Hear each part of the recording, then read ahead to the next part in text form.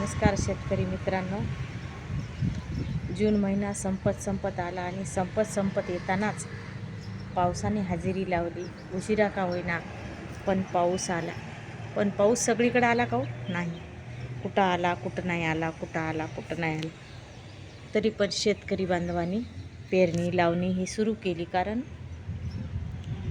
आकाशाकडं पाहत बसलेला शेतकरी आणि शेतकऱ्याला खूप घाई झाली की कधी एकदा पेरावं, कधी एकदा पीक जमिनीत टाकावं.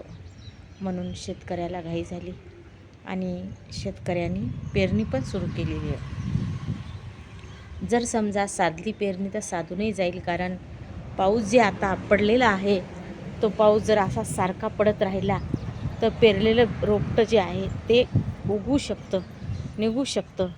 आणि त्यामुळं काय करायचं माहिती आहे का, पेरलं फायदाही होऊ शकतो पेरलं त्याचा.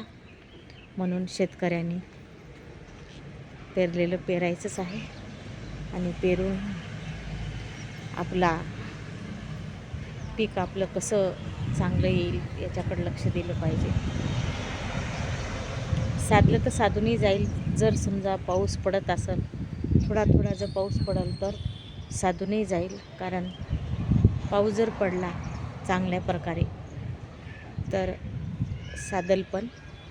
आणि शेतकरी हा हिंमतवानच पाहिजे. कारण शेतकऱ्याला हिंमतच केली पाहिजे.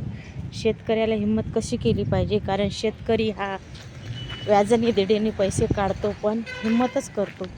आणि हिंमत का करतो की त्याला हिंमत करणं त्याच्या गरजेचंच आहे. कारण कधी साध आणि कधी लाद होईल, कधी पिकल कधी न पिकल हे माहीत नाही. पण पिकल न पिकल ह्या भरोश्यावर शेतकरी राहत नाही.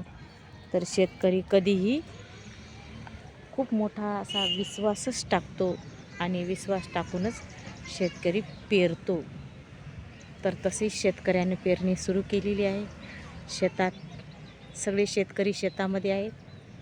पण सगळे जरी शेतकरी शेतामध्ये असले आणि सगळ्यांनी जरी पेरलं तरी घाबरायची गरज नाही आहे.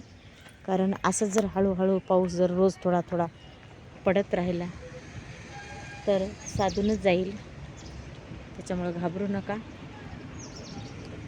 पाऊस येईल. निसर्गाला आपली चिंता असते. निसर्ग सतत आपल्या चिंतेत असतोच.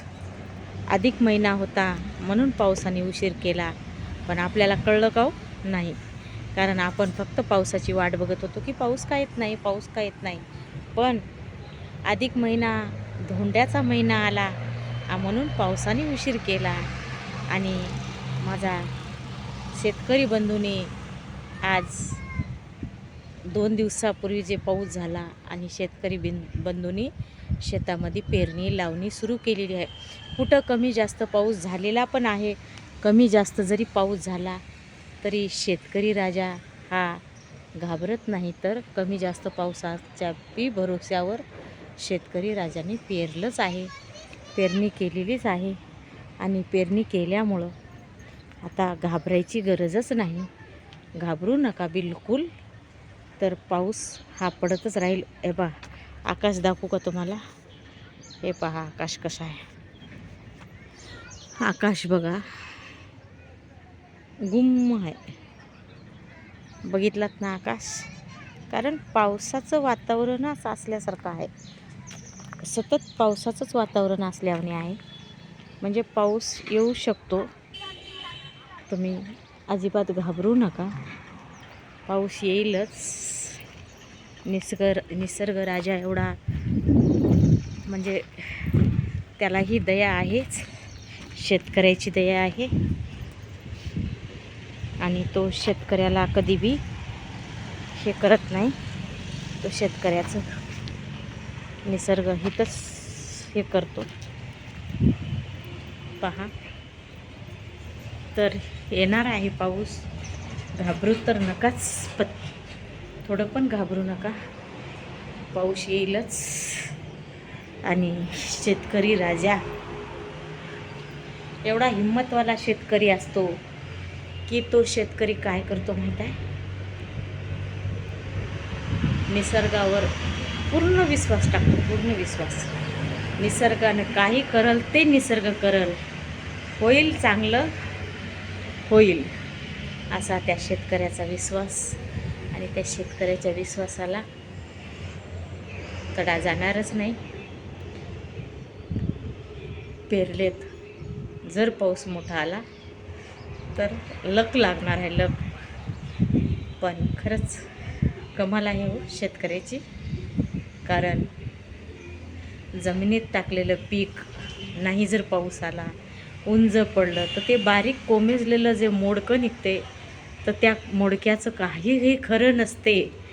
पण शेतकरी खरं नसलेल्या पिकावर बी भरोसा ठेवतो, पावसावर भरोसा ठेवतो. आणि शेतकऱ्याला वाटतं का पाऊस येणारच आहे, येणारच आहे. असा हा बळीराजा आहे. फक्त पावसावर भरोसा आहे, फक्त पावसावर भरोसा.